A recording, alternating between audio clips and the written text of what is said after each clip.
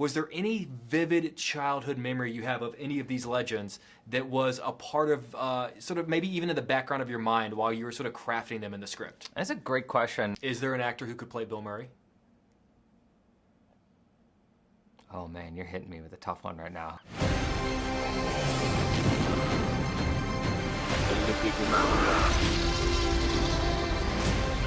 Where we're going, we don't need roads.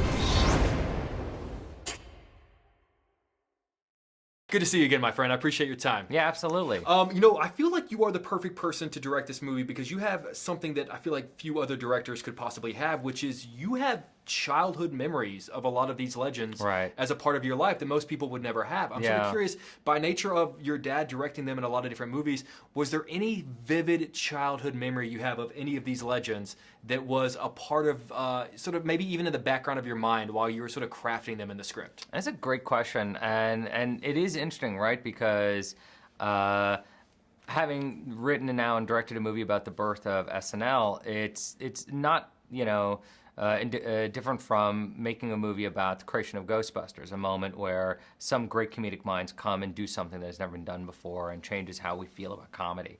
And I, in some ways, felt like I was doing that when I made my Ghostbusters film. I was going in and I was trying to understand, you know, what made this 1984 Ghostbusters film work? Like, what is the DNA? How did this come together? In this case, though, it was like actually thinking about what were they like in their early 20s?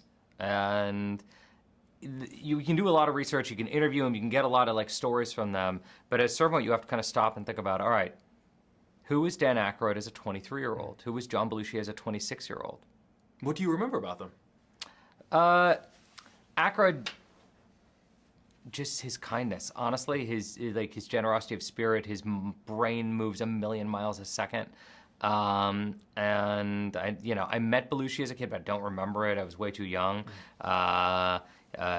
I know he gave me a blanket when I was a baby. I have a baby blanket that. Do you still have it? Yeah, really. My mom has it. He has that Belushi, like, because I was a baby on the set of Animal House. That's a crazy sentence. Yeah, I know. There's an amazing photo of my mom and dad holding me in the classroom set with Donald Sutherland in the background, and it's just I just got chilled. That bonkers to look at, and it's hard to imagine that I was there.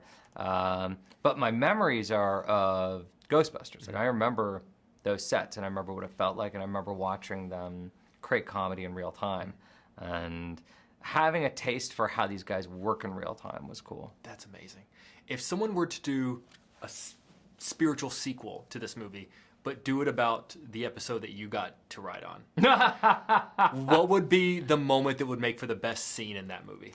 Yeah, I mean, what's funny is that, of course, by the time I wrote on SNL in 2008, it was a well-oiled machine, you know, and they really knew what they were doing. Lonely Island was kicking ass at that point, and I remember talking to Akiva about like how he would finish things and, like, you know, literally wire them down to the control room at the very last second. I remember watching Gnarls Barkley, you know, rehearse, and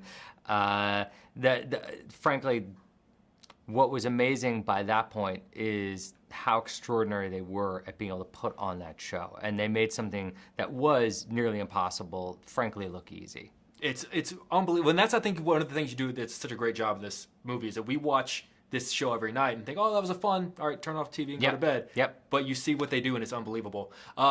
This is the perfect cast to tell this story. Is there another SNL cast that would be a really great, just behind the scenes look at who they were as people? Oh my God, trust me, I've thought about it, because when we finished shooting this, all we wanted to do was make a sequel. Like, that was like everyone on the cast, everyone on the crew, everybody every day was like showing up and asking me, you know, what year can we do? Can we do 77? Can we do 1980 when Ebersol takes over? Can we do, you know, the Adam Sandler cast, the Will Ferrell cast? You know, and trust me, I had such a good time making this movie. I have thought often about how could we do this again for a different era. Is there an actor who could play Bill Murray? Oh man, you're hitting me with a tough one right now. Who would play young Bill Murray? I don't know. I got nowhere to be, man. Yeah, like, it took me a year to find this group, and like on the spot, young Bill Murray. That's the thing, is they are all so unique. Like, if I could explain how many months I didn't sleep wondering who was going to play Dan Aykroyd. You know, just sitting there going, I don't have anybody. Like, nobody measures up. And then Dylan O'Brien walks in the door and I was like, thank God. Like, with Bill, there is a confidence, there's a swagger. It's that thing behind his eyes. It's the cadence of his voice. Like, I actually don't know. You'd start your search in Chicago and end up going around the world. Well, Chicago's a good place coming at you from Chicago. Oh, okay, fair enough. I just spoke with him in Chicago on Groundhog Day this year. Oh, really? Which is just like the greatest. Like, he loves Groundhog Day. Oh, it's the best. Like, legit. It was such a cool. He's exactly who we like. Were set up and everything. Had the crew ready to go, and someone came in. They said like he's out there talking to people, and if you want to talk to him, you've got to like make your way through. And I was like, this is the most Bill Murray experience of my life. It was. We were at Telluride last week, and I was about to have my first screening of this film.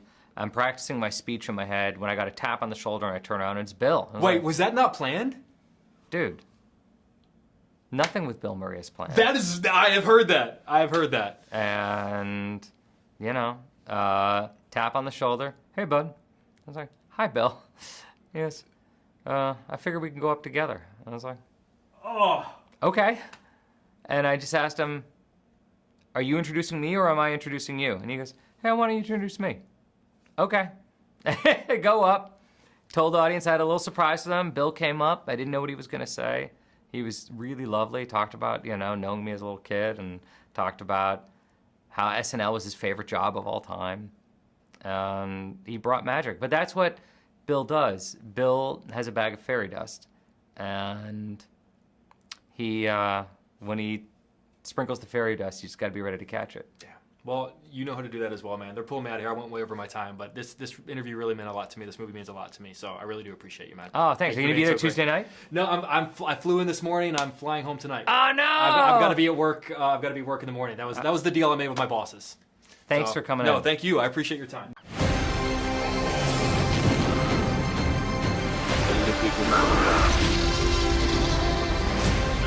Where we're going, we don't need roads.